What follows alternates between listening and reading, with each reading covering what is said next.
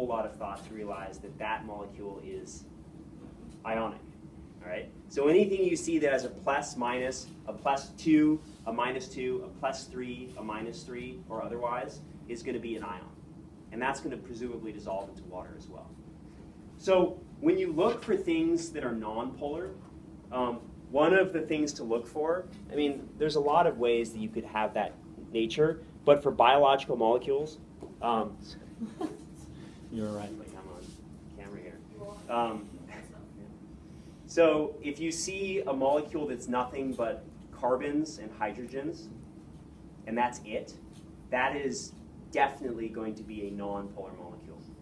So anything that's nothing but carbon and hydrogens is going to be nonpolar. It's going to stay separate from water and dissolve into other nonpolar things. So it's just a shorthand for looking at molecules and thinking like, what kind of molecule is that? Well, do you guys know what these molecules are? These ones here, like the actual molecule, what it is? Heavy water. One of them is methanol, one on the left, and the other one is ethanol. Are you guys familiar with these molecules? I've heard them in Breaking Bad. Are any of you over 21? Well, if you are, our country has deemed you worthy of consuming this molecule. Otherwise, you're not allowed to. Because this, of course, is just alcohol. So what we call alcohol is actually just a generic word for anything with an OH stuck on the side of it.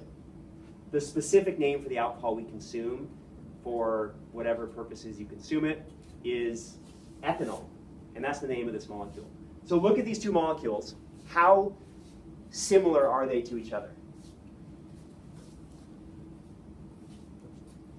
Mostly the same, we're just missing a carbon. Totally, wildly different, or kind of similar? They're pretty similar to each other, right?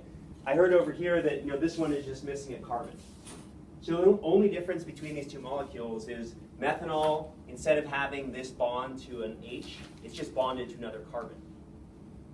But they have a really different biological effect. Ethanol, if you drink it, when you turn 21, you'll find out you become intoxicated. Right? If you drink this molecule here that's just a few atoms different, guess what happens? You die. You die or you go blind. So think about that.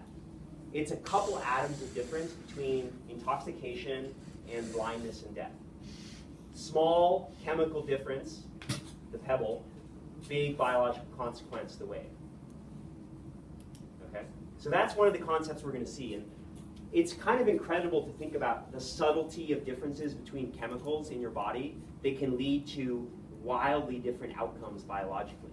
So for instance, have you guys seen these molecules before? This is time for you to practice your chemical abbreviations. So look at these molecules and discuss with your neighbors what all these lines mean. Just for the record, so no one freaks out,